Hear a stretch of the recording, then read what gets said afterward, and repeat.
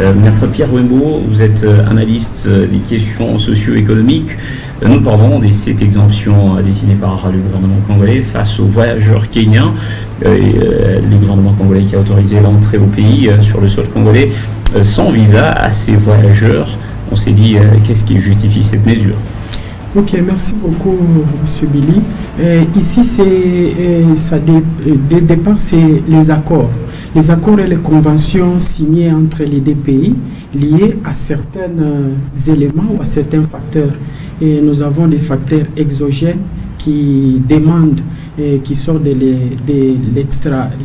l'extérieur du pays. Il y a aussi les raisons endogènes. Dans les raisons endogènes, nous retrouvons aussi les niveaux de l'économie, la politique de relèvement de l'économie. Relèvement de l'économie. C'est ce qui... Mais c'est quand même pour un séjour de 90 jours, renouvelable une fois.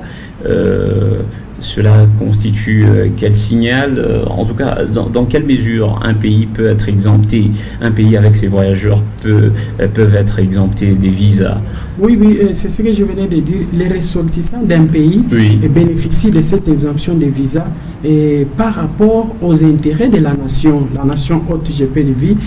Les cas les plus proches ici, ou les cas que nous voulons parler, concerne les Kenya et la Tanzanie, pour les deux pays. Il ressort de ces deux pays qu'ils ont des intérêts économiques des ressortissants venant de la RDC. Et pas seulement ça, il y a aussi, pas seulement les échanges commerciaux, nous avons aussi un apport aussi par rapport aux relations bilatérales, par exemple avec l'arrivée, l'adhésion de la RDC dans l'EAC, la communauté des États d'Afrique de l'Est. Oui, nous avons même vu sur la coopération militaire, les autres qui sont venus nous étaient du côté de l'Est. Tous ces éléments-là renferment les raisons pour lesquelles l'on doit signer ces accords afin que les ressortissants commencent à fréquenter ou à entrer dans ces deux pays sans l'obligation d'obtenir d'abord le visa au départ. Ok, donc ça entre dans le cadre du renforcement des relations bilatérales et aussi la promotion de l'intégration régionale. Ici, la question maintenant par rapport à ces voyageurs ou encore des citoyens congolais qui iront sans visa au Kenya, parce que ça a été décidé ainsi. Il y a aussi les Tanzaniens. Qu'est-ce qui compte en termes de contrôle des voyageurs ou des citoyens d'autres pays quand ils entrent au pays? Qu'est-ce qu'on contrôle maintenant, puisqu'avant on contrôlait les visas, s'ils sont en ordre, maintenant qu'ils sont exemptés, qu'est-ce qui va se passer? Ici, on ne le dit pas que lorsque la personne est exemptée des visas, c'est-à-dire on ne va pas contrôler, non. Nous avons les services qui sont commis à ça. Chez nous ici, c'est la DGM. La DGM ne contrôle pas seulement la véracité des visas de la personne qui doit entrer. On contrôle aussi l'État même. Ça, c'est aussi sur le plan de les droits privés. Et la personne qui entre, est-ce que cette personne-là a un cachet noir, a un casier judiciaire sale par rapport déjà à son pays? On a vu, il y a des gens qui peuvent quitter la Tanzanie, Kenya pour venir faire des dégâts ici, pour commettre des meurtres ici, vice-versa. Donc la DGM, quand il doit aussi se renseigner par rapport à la personne. Est-ce que la personne est déjà déclarée personne non grata dans notre pays? Si on trouve qu'il y a des éléments qui sont en dehors de notre loi, où la personne a des problèmes par rapport, il peut y avoir quelqu'un qui a commis un gaffe au niveau de la Tanzanie ou de Kenya, il prend fuite pour venir se réfugier au Congo.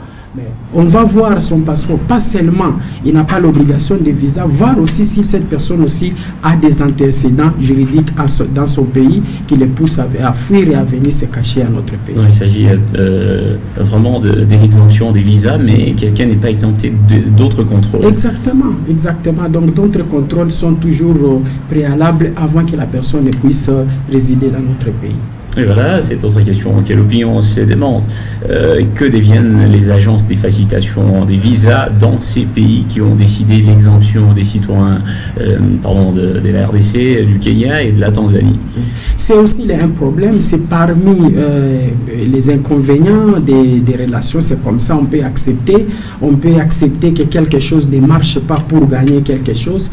C'est comme quelqu'un qui donnait un œuf pour gagner une poule. C'est un peu pour les agences de voyage. D'ailleurs, les agences de voyage sont en train de faciliter beaucoup de choses à l'obtention. Qu'est-ce qu'elles deviennent maintenant qu'il y a exemption au Kenya, en Tanzanie et en RDC? C'est ça. Là, à ce moment-là, pour des pays qui sont exemptés, oui, les agences n'auront plus une grande chose à faire.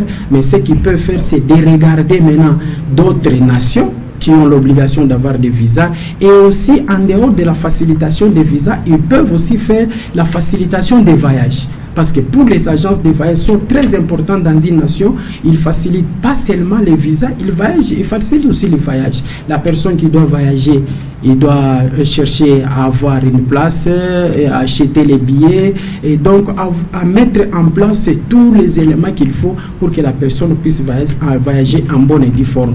Donc ils peuvent se limiter au niveau de faciliter les voyages, mais au niveau de faciliter les visas, là, ils vont quand même comprendre, parce que c'est au niveau des États qui prennent cette décision. Voilà, nous parlons aujourd'hui de cette réciprocité entre les trois pays, la communauté des États d'Afrique de l'Est, la RDC, le Kenya et la Tanzanie, qui vient de prendre cette mesure d'exemption des visas par rapport aux citoyens qui doivent voyager dans ces trois pays. Alors, est-ce qu'il y aura baisse des recettes côté visa, parce que les visas faisaient entrer aussi un certain nombre de recettes, ça alimentait l'assiette fiscale dans ces trois pays. Maintenant qu'il y a exemption, qu'est-ce qui peut compenser c'est ce que je venais de dire. Il y aura certainement baisse, et ce n'est pas seulement chez nous. La Tanzanie aussi la même chose, Kenya aussi la même chose. Il y aura aussi baisse des recettes dues au paiement des visas par rapport aux tarifs de chaque nation. Mais ici, la question est beaucoup plus, au niveau plus supérieur. Le niveau plus supérieur, c'est voir quand il y a baisse dans la recette d'obtention des visas, est-ce que les pays bénéficient aussi d'une autre manière? Je pense que d'une autre manière, je crois, nous aurons l'afflux de ceux qui vont venir déclarer des opérateurs économiques, au niveau des douanes, au niveau d'autres services. Je crois on peut avoir, parce qu'il y a certaines qui ne viennent pas à cause des manques de visas. Mais lorsqu'il y a exemption, ils peuvent venir. Donc c'est une mesure attractive pour les investisseurs, les opérateurs économiques. Nous pouvons accepter de fermer sur la recette des visas, et nous pouvons accepter d'avoir un peu beaucoup plus de moyens dans d'autres cadres. Voilà, et votre attente, est-ce que vous attendiez à ce que cette mesure soit élargie dans d'autres pays qui peuvent donner un plus dans les échanges commerciaux, certainement. Coopération bilatérale en Afrique? Oui, certainement, il y en a nombreux, ça c'était un pas positif que nous saluons le gouvernement pour cette démarche, mais nous demandons au gouvernement de ne pas seulement se limiter à ça.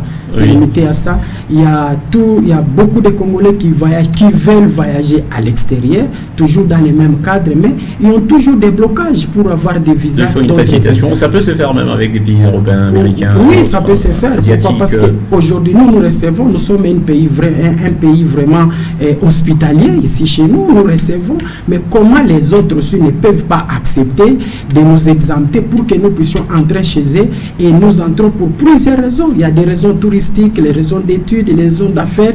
Tout le monde ne parle pas seulement pour y rester, pour séjourner, mais il y a des raisons valables qui demandent à ce que l'on puisse ouvrir aussi des portes pour d'autres pays, et si ça se faisait ici, ça sera une bonne chose. Ouverture des portes, lever des barrières, en tout cas pour faciliter l'échange, l'intégration régionale. Et ici, cette question, est-ce que c'est quel signal du point de vue diplomatie? Oui, moi je pense que ça s'inscrit toujours dans le cadre de la diplomatie au niveau de la présidence peut-être, parce que nous avons vu les chefs de l'État faire des démarches par-ci par-là. C'est l'une des conséquences. Oui, on ne comprenait pas ce qu'ils faisaient, mais comme aujourd'hui, on commence à comprendre que c'était vraiment favorable, c'était vraiment avantageux. C'est l'une des retombées de ces rapprochements, ce réchauffement des relations diplomatiques avec différents pays. Aujourd'hui, vous avez par exemple la Tanzanie, qui a les plus grands ports en Afrique australe. Oui. Et la plupart aujourd'hui, vous voyez les marchés de vente de véhicules, pour ne pas faire de publicité, c'est à partir de la Tanzanie. Alors, si tous ces hommes d'affaires-là avaient la facilité d'entrer et de sortir, je crois que même au niveau économique ici chez nous, la barre va vraiment aller à la hauteur. Et voilà, Maître Pierre Rumbaud, je rappelle, vous êtes analyste des questions socio-économiques. C'était un honneur de vous avoir sur ce plateau des questions d'actualité pour parler de cette exemption des visas par rapport aux voyageurs des 3 pays, Kenya, RDC et Tanzanie. C'était un honneur de vous avoir sur ce plateau. Merci beaucoup, M. Billy. Moi aussi, vraiment, je vous remercie beaucoup. Je remercie aussi la chaîne Malek. Merci Madame, Messieurs. Par ici s'achève votre émission. Au revoir et bon suivi des programmes sur nos antennes.